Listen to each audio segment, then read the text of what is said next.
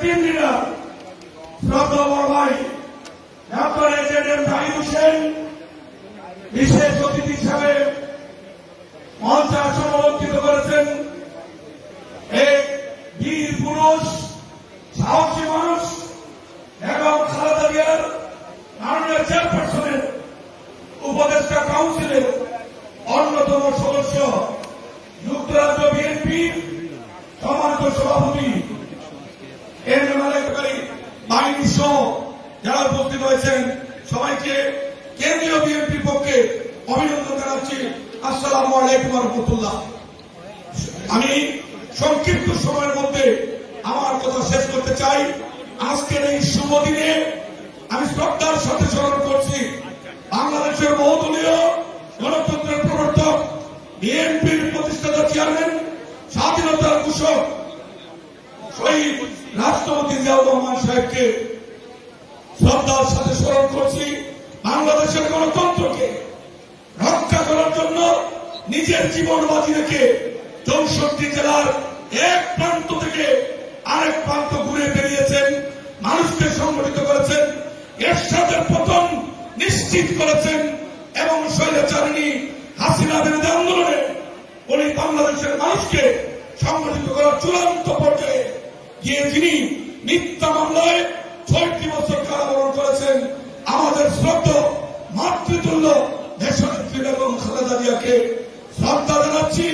আমাদের দলের ভারপ্রাপ্ত চেয়ারম্যান যার সরাসরি নির্দেশে বাংলাদেশের সবকটি জেলায় উপজেলায় তৃণমূলের মতামতের ভিত্তিতে বিএনপিকে নতুনভাবে সাজানোর উদ্যোগ তিনি নিয়েছেন, দলের ভারপ্রাপ্ত চেয়ারম্যান জনাব তারেক রহমান সাহেবকে শ্রদ্ধা জানাই। এই মৌলভীবাজারের জন্মগ্রহণ করে তিনি বাংলাদেশে এই সিলেট ডিভিশনকে উজ্জ্বল থেকে উজ্জ্বলত করেছেন। প্রয়াত আমাদের নেতা বিএনপির সাবেক স্থায়ী কমিটির সদস্য শ্রদ্ধা জনাব এম সাইফুর রহমান সাহেবকে আজকে বক্তব্যের বিষয় নয়, যারা এসেছেন বিএনপি গণতন্ত্রের কথা বলে, বিএনপি রাষ্ট্রের শুধু গণতন্ত্রের কথা বলে না, বিএনপি যদি গণতান্ত্রিক রাজনৈতিক দল আজকে মৌলভীবাজার প্রমাণ করে দিয়েছে বিএনপির মুখে যা বলে অন্তরে তা বিশ্বাস করে। অনেকে বলে গিয়েছেন, নাসির রহমান সাহেব বলে গিয়েছেন, তারেক রহমান সাহেব যে কথাটি বারবার বলে আসছেন, কেন্দ্র থেকে আর কোন নেতৃত্ব চাপিয়ে দেওয়া হবে না। যারা নেতৃত্ব দিতে চান তাদেরকে মাঠে ময়দানে যেতে হবে, কর্মীদেরকে চিনতে হবে, কর্মীদেরকে বুকে জায়গা করে দিতে হবে। তাহলে কর্মী আগামী দিন কাউন্সিলের মাধ্যমে সেই সব নেতা নির্বাচিত করবে। ঢাকা বসে অন্য জায়গায় বসে দল চালানোর দিন অনেক আগে ফুরিয়ে দিয়েছে। মাঠে যারা থাকবেন তারাই বিএনপির নেতৃত্ব দেবেন। বন্ধুগণ খেয়াল রাখবেন, তারেক রহমান সাহেব অত্যন্ত বিচক্ষণ, দূরদৃষ্টি সম্পন্ন নেতা। খেয়াল করুন, হাসিনা পালিয়ে যাওয়ার পরে আগস্টের 6 অথবা 7 তারিখে তারেক রহমান বলেছিলেন আগামী ত্রয়োদশ জাতীয় সংসদ নির্বাচন অত্যন্ত প্রতিদ্বন্দ্বিতাপূর্ণ নির্বাচন হবে। সেই দিন অনেকে এই কথাটি আমলে নেননি, ওনারা বলেছেন আমাদের প্রতিপক্ষকে। আজকে বলতে দ্বিধা নেই, দেশি বিদেশি অনেক চক্রান্ত ষড়যন্ত্র বিএনপিকে দমিয়ে রাখার জন্য অব্যাহত আছে। আমরা বিশ্বাস করি আল্লাহ রহমত আর মানুষের ভালোবাসা বিএনপির সবচেয়ে বড় শক্তি। মানুষ বিএনপিকে ভালোবাসে, এর জন্য ভালোবাসে বিএনপি মানুষের জন্য কাজ করে। আসুন আর কথা না বাড়িয়ে আগামী জাতীয় সংসদ নির্বাচন অত্যন্ত প্রতিদ্বন্দ্বিতাপূর্ণ হবে, সেই বিশ্বাস থেকে আমরা গ্রামে গ্রামে যাই, মা বোনদেরকে সংগঠিত করি, গ্রামের ময়মুরব্বী সহ এলাকার মানুষের সাথে সুন্দর ব্যবহার করে আগামী নতুন বাংলাদেশ বিনির্মাণের জন্য আমাদের ছাত্র সমাজ যে স্বপ্ন দেখেছে সেই স্বপ্ন বাস্তবায়নে তারেক রহমান সাহেবের কাফেলায় আমরা শরীক হই। আল্লাহ যেন আমাদের সেই তৌফিক দেন। কথা কম হবে, তারেক রহমান নীতি অন্যায় আর বিএনপি একসঙ্গে করা যাবে না। কোন দুর্নীতিবাদের স্থান নেই।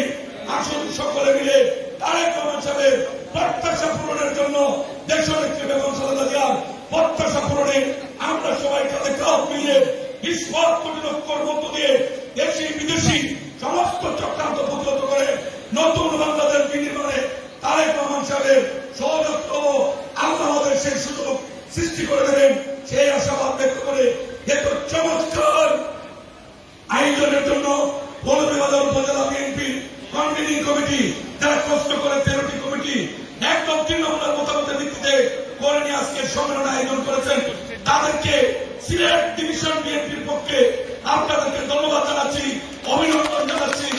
আজকে মৌলভীবাজার আপনারা যারা কষ্ট করে এসেছেন, নির্বাচন কমিশন এখনো ভুল শেষ হয়নি, সেই জন্য ভাবছিলাম ধন্যবাদটা পড়ে দে, মাঝামাঝি ধন্যবাদ এখন পর্যন্ত ভালো আছে। আমি কিন্তু মাঠের কর্মী, তারেক রহমান সাহেব বিশ্বাস করে দলের কর্মী হিসেবে দায়িত্ব দিয়েছেন, ওইখানে কোন ফাঁকি ঝুঁকি আমার পক্ষে সম্ভব নয়। প্রত্যাশা করব তারেক রহমান সাহেব যেভাবে নির্দেশ দিয়েছেন 923 জন কাউন্সিলর লাইনে দাঁড়িয়ে ভোট দেবেন, এই ভোট গণনা হবে সেই সময় নির্বাচন প্রধান নির্বাচন কমিশনার আপনি ঘোষণা দিবেন, সেই সময় আপনাকে আমরা পরিপূর্ণ ধন্যবাদ দিয়ে আমরা সভাস্থল ত্যাগ করব। ভোট গণনা না করে ফলাফল ঘোষণা না দিয়ে আমরা কেউ সভাস্থল ছেড়ে যাব না ইনশাআল্লাহ। দোয়া চাচ্ছি, মায়ের জন্য দোয়া চাচ্ছি, দোয়া করবেন আল্লাহ যেন আমাদের প্রিয় নেত্রীকে সম্পূর্ণ সুস্থ করে নেক হায়াত দিয়ে আমাদের মধ্যে ফিরিয়ে দেন। আমাদের প্রিয় নেতা জনাব তারেক রহমান সাহেব ইনশাআল্লাহ অচিরে বাংলাদেশে আসবেন। শুধু আপনাদের কাছে দাওয়াত দিয়ে গেলাম, বাংলাদেশের নতুন ইতিহাস সৃষ্টির জন্য মৌলভীবাজারে যাদের ঢাকা যাওয়ার শারীরিক সক্ষমতা থাকবে, একজন মানুষও বাড়িতে থাকবেন না। তারেক রহমান সাহেব যেদিন আছেন ঢাকার রাজপথ আমাদের নিয়ন্ত্রণে থাকবে, সেই আশাবাদ ব্যক্ত করে সকলকে ধন্যবাদ জানিয়ে আমি আমার বক্তব্য শেষ করছি। খুদা হাফেজ। বাংলাদেশ